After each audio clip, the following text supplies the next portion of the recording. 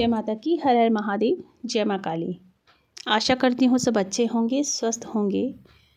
शिवरात्रि का पर्व आने वाला है। 15 फरवरी को महाशिवरात्रि का पर्व है और महाशिवरात्रि के पर्व में सभी को पता है कि ये पर्व कितना विशेष होता है शिव भक्तों के लिए और शक्ति के उपासकों के लिए, क्योंकि शिव और शक्ति दोनों एक दूसरे के पूरक होते हैं।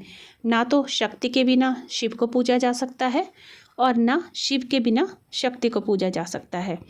और ये दुर्लभ रात्रि जो है ये हमें मिलने वाली है 15 फरवरी को, और ये एक विशेष नक्षत्र भी इस दिन सक्रिय हो रहे हैं। तो ये जो महाशिवरात्रि है वैसे भी एक बहुत विशेष मानी जा रही है।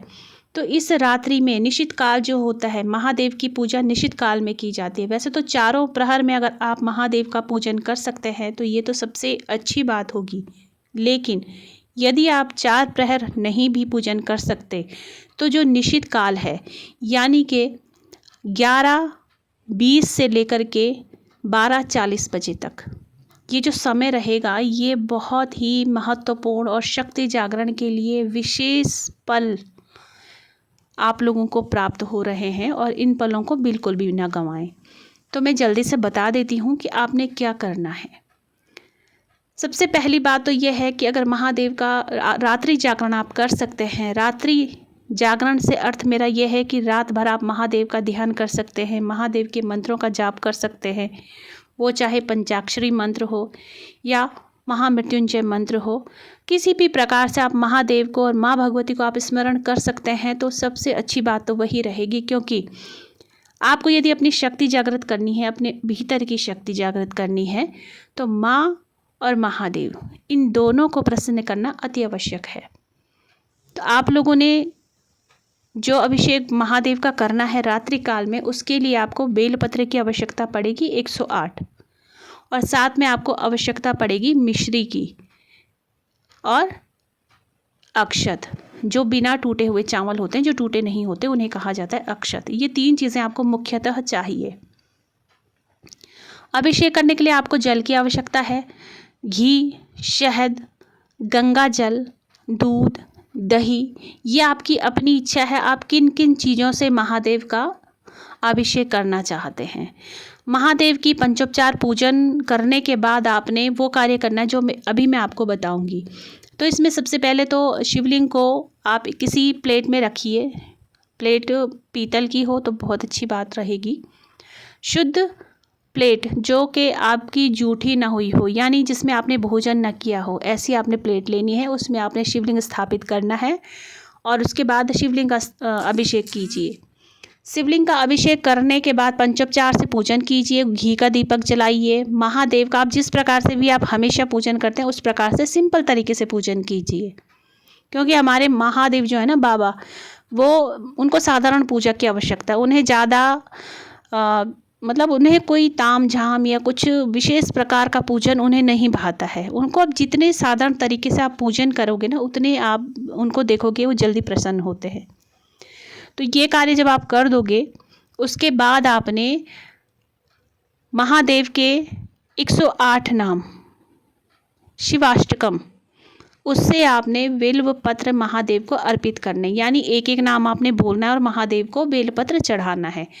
बेलपत्र चढ़ाने से पहले आपने बेलपत्र का जो प्रत्येक पत्ता होता है, यानी एक बेलपत्र पर 3 पत्तियां होती हैं, तो तीनों पर आपने सफ़ेद चंदन से टीका करना है।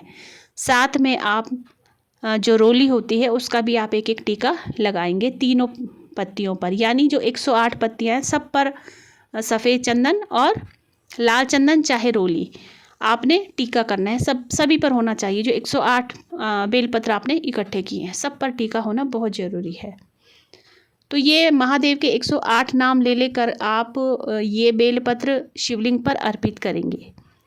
जब आपका ये कार्य हो जाएगा, इसके बाद आपने जो मिश्री आपने रखी है, मिश्री कम से कम आपकी इतनी होनी चाहिए कि जब आप उसको शिवलिंग पर अर्पित करें माँ का नाम लेकर के, तो वो पूरी हो जाए। यानी माँ का भी 108 नाम ही आपने लेने हैं। दुर्गा सप्तशती में आपको माँ के 108 नाम मिल जाएंगे।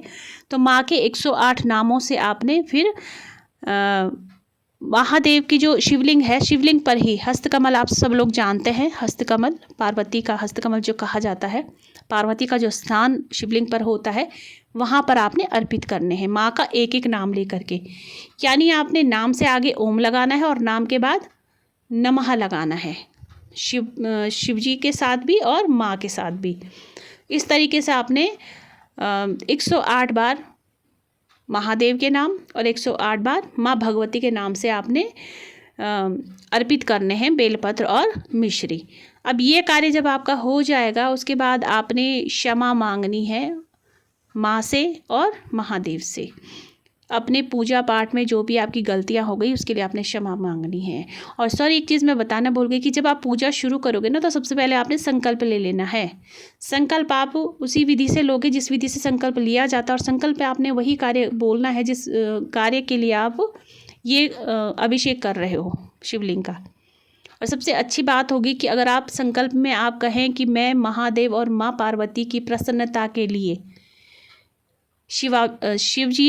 शिवलिंग पर अभिषेक कर रही हूँ या कर रहा हूँ, इस तरीके से आप संकल्प अपना ले सकते हैं।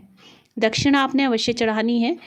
और जब आपका ये सारा कार्य हो जाए उसके बाद आप बैठ करके ध्यान रखिए कि समय जो आप पकड़ेंगे ना वो समय आप वही पकड़िए, निश्चित काल का समय जो होता है वो समय आप पकड़िए।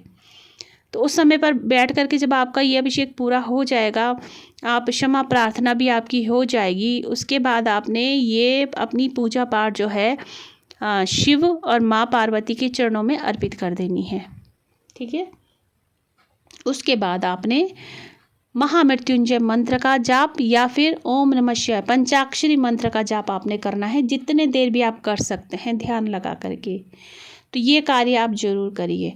अब जो आपके बेल पत्र हैं इकट्ठे हुए हैं शिवलिंग पर, वो आप सुखा करके उसकी अगर धूनी घर में देते हैं तो आपके घर में शिव का वास तो होता ही होता है, शिव शक्ति का वास होगा, साथ में आपके घर की जितनी भी नकारात्मकता है वो दूर होती है।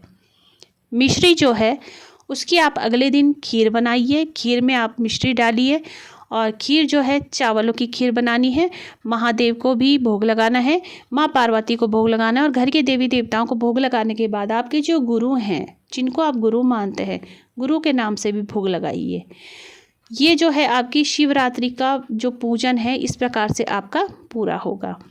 अच्छी बात है अगर आप व्रत रख सकें, क्योंकि शिवरात्रि के दिन जो व्रत होता है उसका महात्म्य बहुत माना गया है। जो रात होती है इसमें ऊर्जा जो होती है ना, कुंडलिनी जिसे कहा जाता है, कुंडलिनी ऊपर के लिए उठना शुरू होती है, एक ब्रह्मांडीय परिवर्तन इसको आप बोल सकते हैं।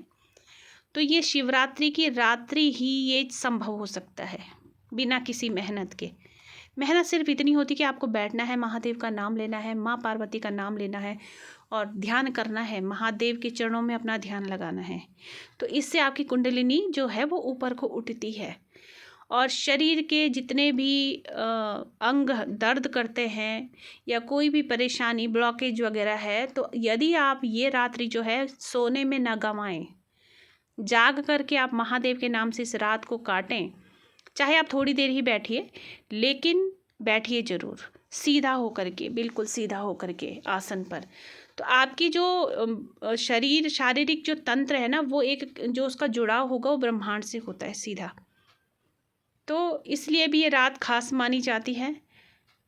तो सभी लोग शिवरात्रि का पूजन करें, महादेव माँ गौरा को मनाएं। हर हर महादेव।